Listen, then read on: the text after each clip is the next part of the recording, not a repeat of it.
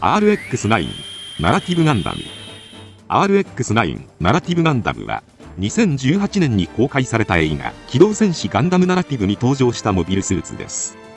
作中では主人公ヨナダシュタが登場し、 A 装備 B 装備 C 装備の3つの装備を運用してユニコーンガンダム3号機フェネクスを捕獲するべく奮戦し、介入したゾルタン・アッカネンのシナンジュスタインやセカンドネオジオングとの戦いを繰り広げました。今回はそんなナラティブガンダムについて解説させていただきます。ヨナバシタ行きます。宇宙世紀0093機動戦士ガンダム逆襲のシャアの世界では、アムロレイがアナハイムエレクトロニクスのフォン・ブラウンで開発させたニューガンダムに登場し、シャアーズナブル率いるネオジオン軍との戦いを繰り広げました。ニューガンダムにはシャアから提供されたサイコフレームがコックピット周辺に取り付けられており、シャアのサザビーにも搭載されているサイコフレームとの共振によってアクシズショックと呼ばれる人知を超えた力を見せつけました。そんなニューガンダムは当初アムロの要求に応える形で設計され、ニューガンダムファーストロットとして完成しました。本機は開発段階でサイコミュシステムの搭載が想定されていたため、フィンファンネルの装備も予定されていた機体ですが、アナハイムエレクトロニクスのフォン・ブラウン工場はサイコミュの技術に乏しく、サイコフレームが組み込まれていませんでした。そんな情けないモビルスーツであるニューガンダムファーストロットに対し、シャアはアナハイムエレクトロニクスのグラナダ工場と協力し、ヤクト動画やサザビーのようなサイコフレーム搭載機の開発を進めていましたが、アムロと対等な条件で戦うべくサイコフレームの情報をフォン・ブラウン側にリークしました。こうして映画逆襲のシャアに登場するニューガンダムが完成しましたが、このニューガンダム開発段階で用いられたサイコフレーム試験機がニューガンダムとナラティブガンダムとなります。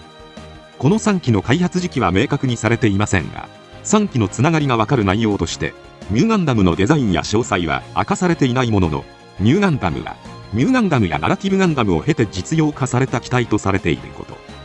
そしてナラティブガンダムはサイコフレーム試験機でありながらニューガンダムと同世代の失敗作とされていること、また元々の開発時期はニューガンダムより前とされていて、開発系譜上ナラティブガンダムのサイコフレーム技術をニューガンダムファーストロットに組み込んだ機体がニューガンダムという設定を持ちます。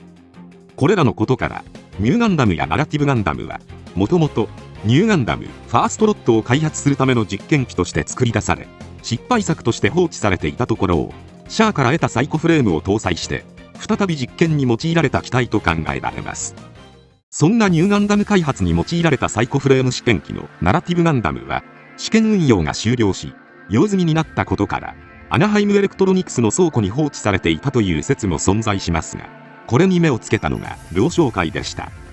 了承会のミシェル・ローはナラティブガンダムをアナハイムエレクトロニクスから譲渡され実験運用を委託されたという名目で、本機を RX0 ユニコーンガンダム3号機フェネクスを捕獲する不死鳥狩り作戦に投入していくことにしました。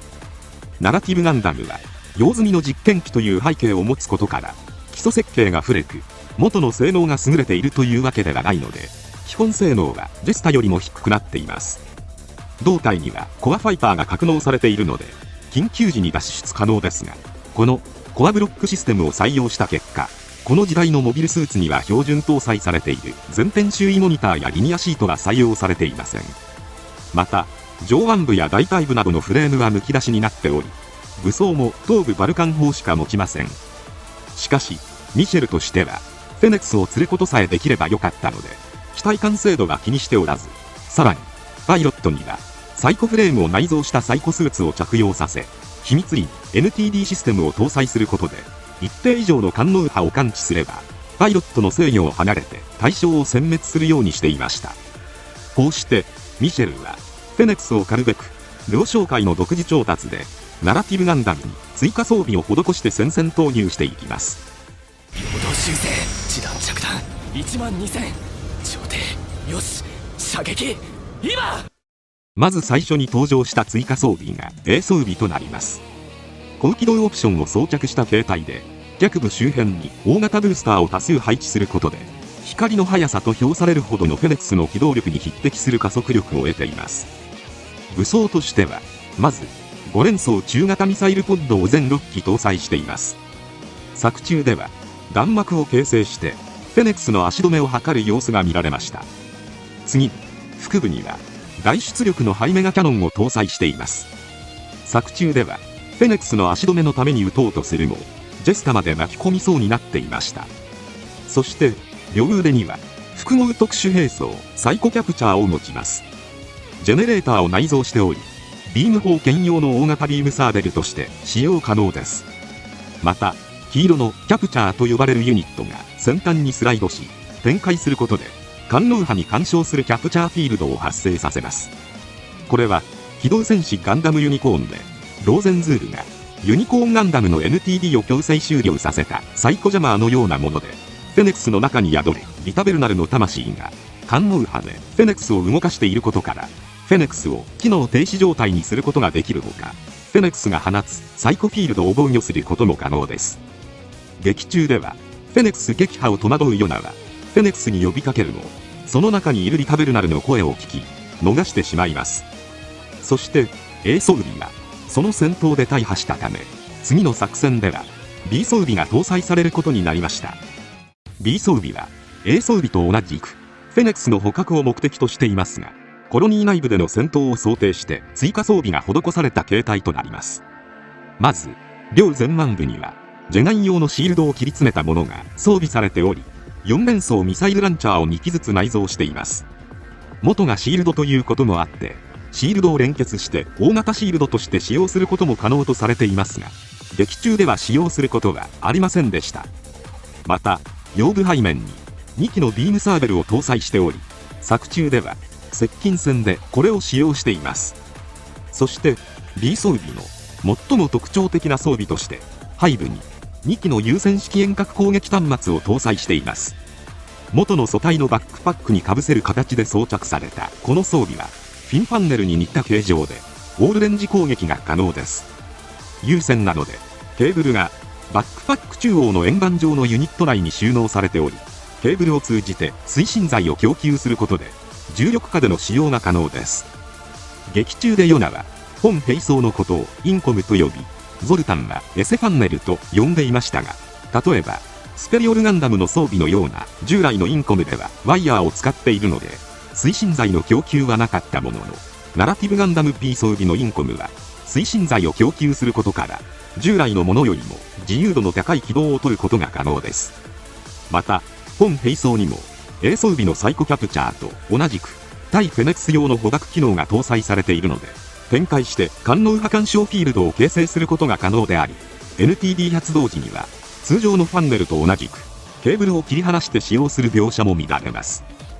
劇中ではコロニー内で遭遇したゾルタン・アッカネンのシナンジュスタインと交戦し、コロニーへの被害を抑えるあがり苦戦しますが、フェネックスに助けられました。しかしフェネックスに反応してナラティブガンダムの NTD が発動し、ヨナから機体制御を奪ってフェネックスを行動不能に追い込みます。しかしヨナの怒りに呼応したナラティブガンダムは暴走し、 B 装備をパージしてセカンドネオジオングの外核ユニットであるハルユニットと合体しようとするのでした。そしてなんとかフェネックスに救われ、その場を脱出したナラティブガンダムに追加装備が施された姿が C 装備となります。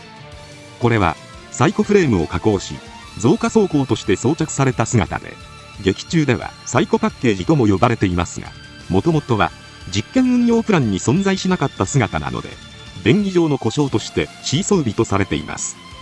ちなみに本装備で取り付けられたサイコフレームは本来であれば内部のムーバブルフレームに用いられるものを外装に使用するという歪な仕様になっているのですが、 RX-0 ユニコーンガンダム系列機のものを最低限の加工で機体各部に取り付けているため、ガンプラで部品比較するとユニコーンガンダム系列機のサイコフレームがほぼそのまま取り付けられたことがわかるようになっています。なお全身にサイコフレームが追加されているものの、なぜか胸部や腰部には追加されておらず、コアブロックも保護されていないままとなっています。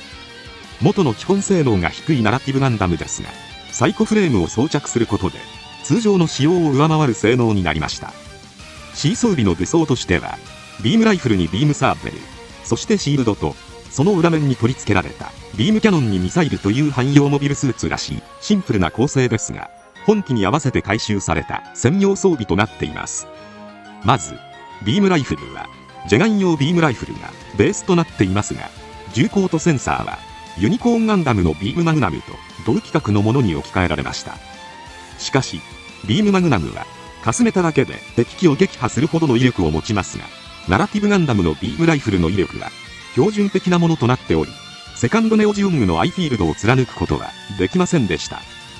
ビームサーベルは RX78 を彷彿とさせる背面に突出した形で装備されているもので、サイコフレームにより機体の反応速度が向上していることもあって、セカンドネオジオングの優先リットをなぎ払う様子も見られます。